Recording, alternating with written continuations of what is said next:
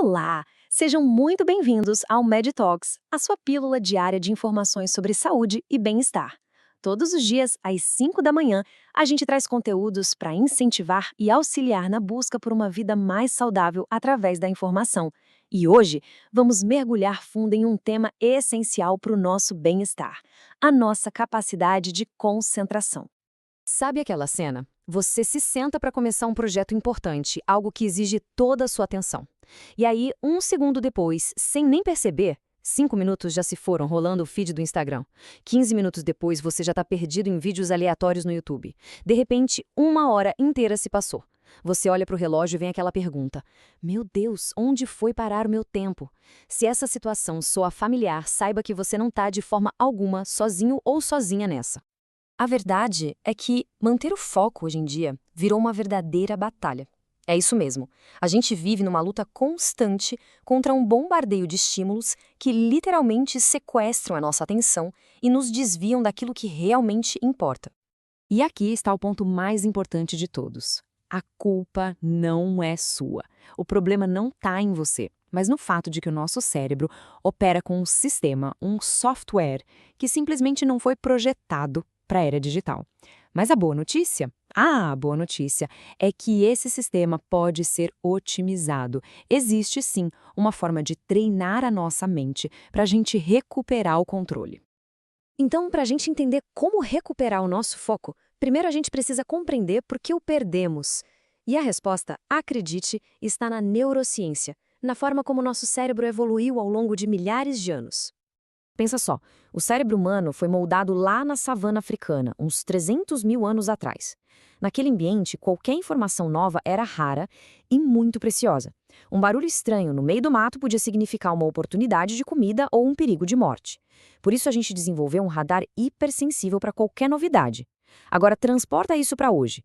Esse mesmo radar é bombardeado 24 horas por dia com notificações, e-mails, feeds infinitos.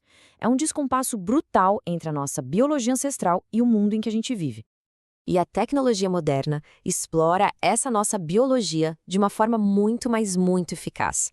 As redes sociais, os algoritmos, eles foram programados para gerar descargas rápidas de dopamina, que é o neurotransmissor da motivação.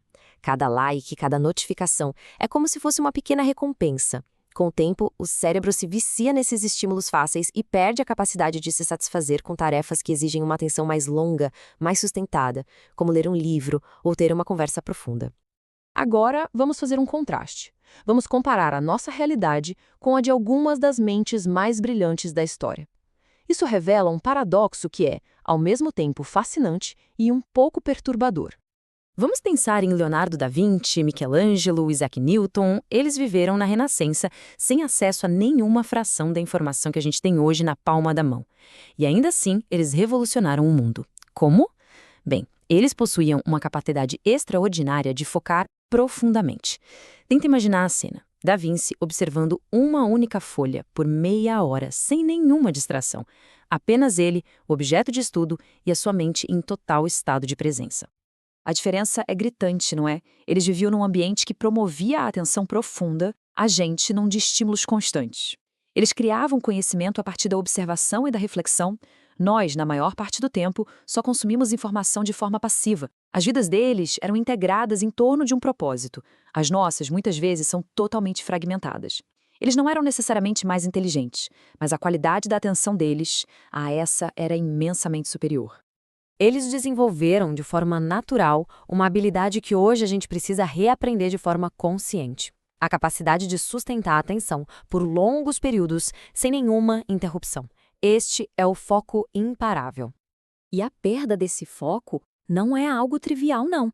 Ela nos aprisiona em um ciclo vicioso com consequências bem sérias para a nossa produtividade, para o nosso bem-estar e até mesmo para a saúde do nosso cérebro.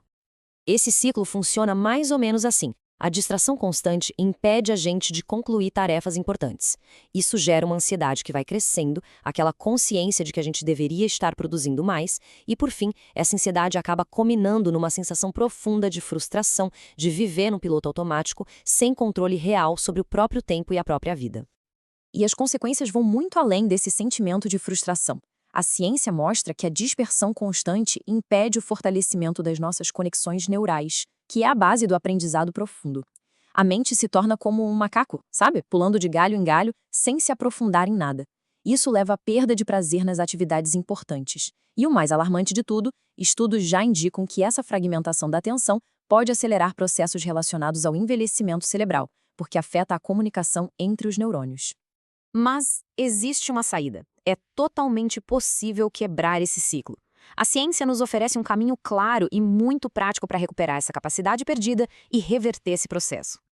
Antes de apresentar o método, é muito importante entender o efeito Bannister. Por muito tempo, se acreditava que era fisiologicamente impossível um ser humano correr uma milha em menos de 4 minutos. Até que, em 1954, Roger Bannister conseguiu. Um mês depois, outro corredor quebrou o recorde dele. O que mudou não foi a biologia humana, foi a crença do que era possível. E o mesmo vale para o foco. É preciso acreditar que a nossa mente pode ser treinada.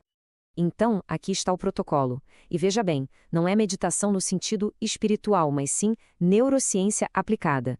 É um verdadeiro treino cerebral. O primeiro passo é a manhã de baixa dopamina. Começar o dia sem celular ou outros estímulos imediatos. Isso ajuda a reajustar o sistema de recompensa do cérebro. Em seguida, o treino interoceptivo.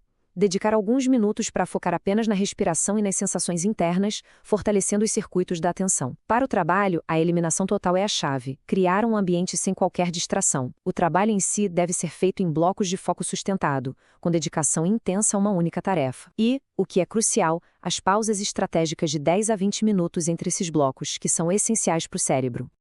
Os efeitos desse treino são concretos e mensuráveis. Com a prática, se observa uma melhora na memória de trabalho, uma redução drástica nos lapsos de atenção, um aumento na capacidade de aprender informações complexas e, como resultado, uma redução da ansiedade e uma melhora significativa no bem-estar geral. A mensagem final, no fundo, é esta: foco não é um dom ou um talento que nasce com a gente. É uma habilidade neuroplástica. Assim como o músculo, a nossa capacidade de atenção se fortalece com a prática consistente. O cérebro está pronto para ser treinado, ele só precisa da nossa direção. O método foi apresentado e a ciência o apoia. A escolha é individual.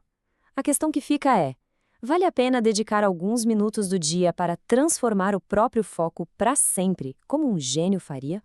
Nós agradecemos muito a sua companhia e a sua atenção nesta análise aqui do MedTalks. Para continuar essa jornada de bem-estar, fica aqui o nosso convite para acessar o blog em med.com.br. Esse conteúdo também está disponível em áudio lá no Spotify. É só procurar por Descomplicando a Saúde com SPAS. Se escreve SPASS, a nossa plataforma de benefícios.